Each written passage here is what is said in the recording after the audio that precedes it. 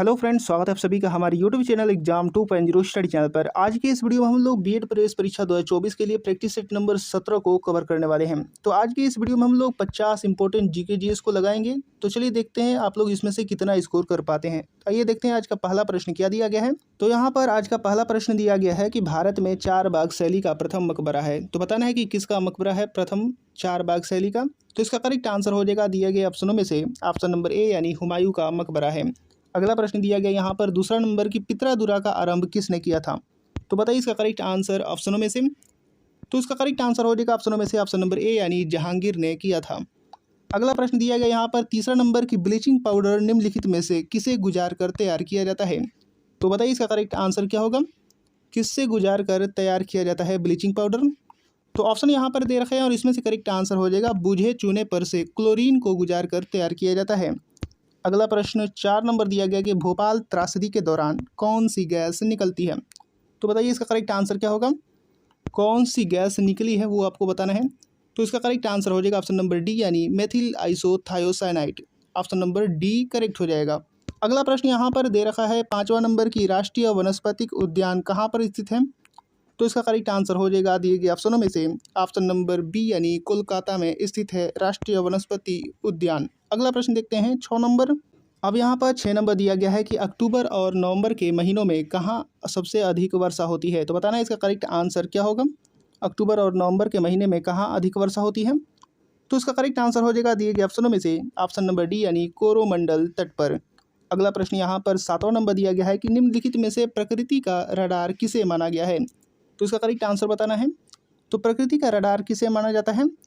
तो इसका correct answer हो जाएगा कबूतर को यानी ऑप्शन नंबर बी यहाँ पर करेक्ट हो जाएगा। अगला प्रश्न देखते हैं 8वां नंबर। अब यहाँ पर 8वां नंबर दिया गया है कि शिक्षा के 10+2+3 पैटर्न के लिए सर्वप्रथम सुझाव किसने दिया था। तो बताना है कि किस विश्वविद्यालय आयोग ने दिया था। तो इसका करेक्ट आंसर हो जाएगा दिए गए ऑप्शनों में से ऑप्शन नंबर सी यानी कलकत्ता विश्वविद्यालय आयोग 1917-1919 ने। अगला प्रश्न यहाँ पर दिया गया है 9 नंबर की तीर्थंकर महावीर का माता कौन थी। तो बताइए इसका करेक्ट आंसर क्या होगा। तीर्थंकर महावीर की माता कौन थी। तो इसका करेक्ट आंसर हो जाएगा ऑप्शनों में से ऑप्शन नंबर बी यानी त्रिशला। त्रिशला जो थी वो तीर्थंकर महावीर जी की माता थी।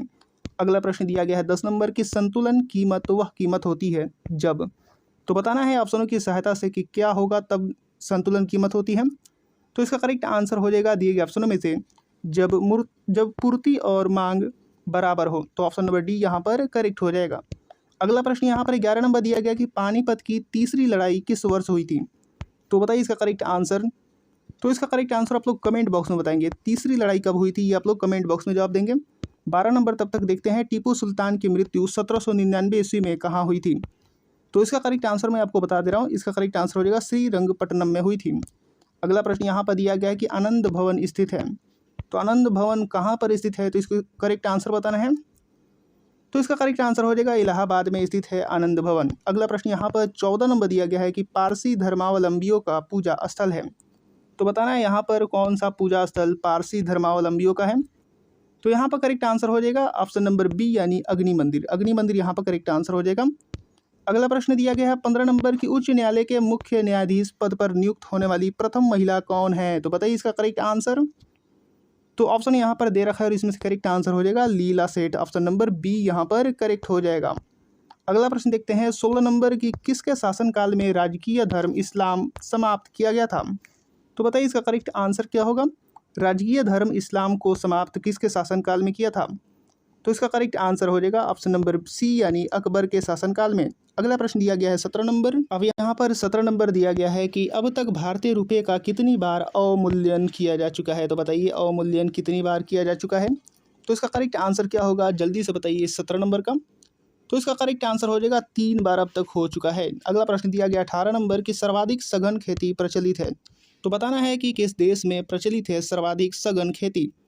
तो इसका करेक्ट आंसर हो जाएगा दिए गए ऑप्शनों में से ऑप्शन नंबर सी यानी इंडोनेशिया में। अगला प्रश्न यहाँ पर दिया गया है 19 नंबर की भारत में किसे बैंकों का बैंक कहा जाता है। तो इसका करेक्ट आंसर क्या होगा। तो इसका करेक्ट आंसर हो जाएगा भारतीय रिजर्व बैंक को बैंकों का बैंक कहा जाता है। अगला प्रश्न यहाँ पर 20 नंबर दिया गया है कि उत्तर प्रदेश में बौद्ध एवं जैन दोनों की प्रसिद्ध तीर्थ स्थली है। तो बताना है कि कहाँ पर दोनों की प्रसिद्ध तीर्थ स्थली है। तो इसका करेक्ट आंसर हो जाएगा कौशाम्बी में बौद्ध एवं जैन दोनों की प्रसिद्ध तीर्थस्थली है। अगला प्रश्न यहाँ पर 21 नंबर दिया गया है कि भारत में प्रथम खुला विश्वविद्यालय कहाँ स्थापित हुआ है। तो बताइए इसका करेक्ट आंसर क्या होगा। तो यहाँ पर ऑप्शन में से यहाँ पर कुछ गड़बड़ी है, यहाँ पर अन्नामलाई ना होकर के आंध्र प्रदेश के हैदराबाद होना चाहिए यहाँ पर। तो यहाँ पर अन्नामलाई नहीं बल्कि आंध्र प्रदेश होना चाहिए। तो ऑप्शन नंबर बी यहाँ पर करेक्ट हो जाएगा, जो कि आंध्र प्रदेश होगा। ठीक है, तो आंध्र प्रदेश आप लोग करेक्ट आंसर याद रखिएगा। और यहाँ पर जो प्रथम खुला विश्वविद्यालय का नाम क्या था, तो है डॉक्टर भीमराव अंबेडकर मुक्त विश्वविद्यालय। डॉक्टर भीमराव अंबेडकर मुक्त विश्वविद्यालय है, ओपन यूनिवर्सिटी है, ये भी आप लोगों को याद रखना है। अगला प्रश्न यहाँ पर 22 नंबर दिया गया है कि कौटिल्य चाणक्य किसका प्रधानमंत्री था। तो बताना है कि कौटिल्य या चाणक्य किसका प्रधानमंत्री था। तो इसका करेक्ट आंसर हो जाएगा ऑप्शनों में से ऑप्शन नंबर बी यानी चंद्रगुप्त मौर्य की। अगला प्रश्न देखते हैं यहाँ पर 23 नंबर की अमरनाथ गुफा स्थित है। तो बताना है कि कहाँ पर स्थित है अमरनाथ गुफा। तो इसका करेक्ट आंसर हो जाएगा ऑप्शनों में से ऑप्शन नंबर सी यानी जम्मू कश्मीर में स्थित है। अगला प्रश्न यहाँ पर दिया गया है निम्नलिखित में से किस नदी को ओडिशा का शोक कहा जाता है। तो बताइए इसका करेक्ट आंसर क्या होगा, ओडिशा का शोक किस नदी को कहा जाता है। तो इसका करेक्ट आंसर हो जाएगा ऑप्शनों में से ऑप्शन नंबर ए यानी महानदी को कहा जाता है, ये आपको याद रखना है। अगला प्रश्न दिया गया है यहाँ पर यदि किसी राज्य विधान परिषद का सभापति अपने पद से त्यागपत्र देना चाहे तो वह अपना त्यागपत्र किसको देगा। तो यहाँ पर बताना है कि राज्य विधान परिषद का सभापति अगर त्यागपत्र देना चाहे तो किसे देगा। तो इसका करेक्ट आंसर मैं आपको बता दे रहा हूँ, इसका करेक्ट आंसर हो जाएगा ऑप्शन नंबर सी यानी उपसभापति को देगा। अब अगला प्रश्न यहाँ पर 26 नंबर दिया गया है कि दक्षिण भारत से उत्तर भारत में भक्ति आंदोलन किसने चलाया था। तो बताइए इसका करेक्ट आंसर कि दक्षिण भारत से उत्तर भारत में भक्ति आंदोलन किसने चलाया था। तो इसका करेक्ट आंसर हो जाएगा रामानंद जी ने। अगला प्रश्न दिया गया है यहाँ पर 27 नंबर की किसी राज्य के उच्च न्यायालय के न्यायाधीशों के वेतन तथा भत्ते निम्नलिखित में से कौन से निधि पर भारित होते हैं। तो बताइए इसका करेक्ट आंसर क्या होगा। राज्य के उच्च न्यायालय के न्यायाधीशों के वेतन तथा भत्ते बताना है। तो इसका करेक्ट आंसर हो जाएगा यहाँ पर ऑप्शन नंबर डी यानी संबंधित राज्य की लोकलेखा निधि पर। अब अगला प्रश्न यहाँ पर 28 नंबर दिया गया है कि यदि 14 दिन के अंदर विधान परिषद वित्त विधेयक को नहीं लौटाती है तब क्या होगा। तो यहाँ पर ऑप्शन के सहायता से बताइए कि क्या होगा। तो इसका करेक्ट आंसर मैं आपको बता दे रहा हूँ, इसका करेक्ट आंसर हो जाएगा वह दोनों सदनों द्वारा पारित माना जाएगा। तो ऑप्शन नंबर डी बिल्कुल करेक्ट हो जाएगा। अगला प्रश्न यहाँ पर दिया गया है 29 नंबर की भारतीय संविधान के अनुच्छेद 344 के तहत प्रथम राजकीय भाषा आयोग का गठन कब हुआ था। तो बताना है कि कब और किसकी अध्यक्षता में हुआ था। तो ऑप्शन यहाँ पर दे रखा है और इसमें से करेक्ट आंसर हो जाएगा ऑप्शन नंबर बी यानी 1955 ईस्वी में बीजी खेर की अध्यक्षता में 7 जून यहाँ पर 1955 में बीजी खेर की अध्यक्षता में हुआ था। अगला प्रश्न देखते हैं 30 नंबर। अब यहाँ पर 30 नंबर दे रखा है कि पत्रकार के कर्तव्य का निर्वहन करते हुए जेल जाने वाला प्रथम भारतीय कौन था। तो बताइए इसका करेक्ट आंसर क्या होगा। तो इसका करेक्ट आंसर हो जाएगा दिए गए ऑप्शनों में से यहाँ पर ऑप्शन नंबर ए यानी बाल गंगाधर तिलक जी थे, यहाँ पर करेक्ट आंसर हो जाएगा पत्रकार के कर्तव्य का निर्वहन करते हुए जेल जाने वाला प्रथम भारतीय बाल गंगाधर तिलक थे। अगला प्रश्न यहाँ पर दिया गया 31 नंबर की निम्नलिखित में से किस वर्ष को सबसे गर्म 3 वर्षों में माना गया है। तो बताइए इसका करेक्ट आंसर क्या होगा। तो इसका करेक्ट आंसर हो जाएगा 2010 यानी ऑप्शन नंबर डी करेक्ट हो जाएगा। अगला प्रश्न दिया गया 32 नंबर की कैडमियम प्रदूषण किससे संबंध है। तो कैडमियम जो प्रदूषण है वो इतई से संबंधित है, यानी ऑप्शन नंबर डी करेक्ट हो जाएगा।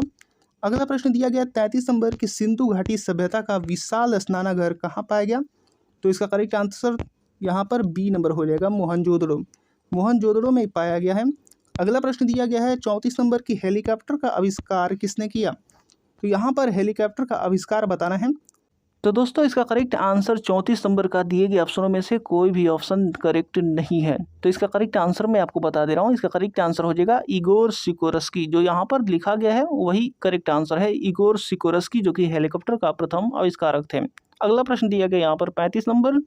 अब 35 नंबर यहाँ पर दिया गया कि आज उपलब्ध अधिकांश कंप्यूटर हैं, तो बताना है कि किस पीढ़ी के हैं। तो इसका करेक्ट आंसर हो जाएगा ऑप्शन नंबर बी यानी चौथी पीढ़ी की है। अगला प्रश्न दिया गया है 36 नंबर की सबसे घना आबाद सार्क देश कौन सा है। तो बताइए दिए गए ऑप्शनों में से कौन सा जो सार्क देश है वो घना आबाद है। तो इसका करेक्ट आंसर हो जाएगा दिए गए ऑप्शनों में से ऑप्शन नंबर डी यानी बांग्लादेश। अगला प्रश्न दिया गया 37 नंबर की राजपूताना के निम्न राज्यों में से किस एक ने अकबर की संप्रभुता स्वीकार नहीं की थी। तो बताइए इसका करेक्ट आंसर क्या होगा। तो इसका करेक्ट आंसर हो जाएगा मेवाड़ के राजा, ऑप्शन नंबर बी यहाँ पर करेक्ट हो जाएगा। अगला प्रश्न यहाँ पर दिया गया है 38 नंबर की मराठों एवं अफगानों को मनसबदारी प्रथा में शामिल करने वाला प्रथम मुगल शासक कौन था। तो बताइए इसका करेक्ट आंसर क्या होगा।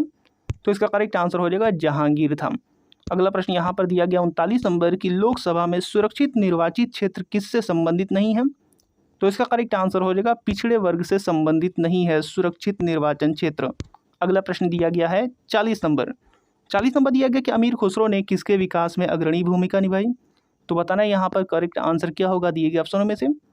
तो इसका करेक्ट आंसर मैं आपको बता दे रहा हूँ, इसका करेक्ट आंसर हो जाएगा खड़ी बोली की अग्रणी भूमिका निभाई खड़ी बोली की विकास में। अगला प्रश्न दिया गया है यहाँ पर 41 नंबर की निम्नलिखित में से किसे प्रकृति का सुरक्षा वॉल्व कहा जाता है। तो बताइए किसे कहा जाता है प्रकृति का सुरक्षा वॉल्व। तो इसका करेक्ट आंसर हो जाएगा ज्वालामुखी को, यानी ऑप्शन नंबर सी करेक्ट हो जाएगा। अगला प्रश्न 42 नंबर दिया गया है कि वायुमंडल में दैनिक मौसम परिवर्तन निम्नलिखित में से किसके कारण होते हैं। तो बताना है इसका करेक्ट आंसर क्या होगा। तो इसका करेक्ट आंसर हो जाएगा क्षोभ मंडल यानी ट्रोपोस्फियर, ऑप्शन नंबर ए यहाँ पर करेक्ट हो जाएगा। अगला प्रश्न दिया गया है 43 नंबर की पृथ्वी ग्रह की संरचना में मेंटल के नीचे जो क्रोड है निम्नलिखित में से किससे बना हुआ है।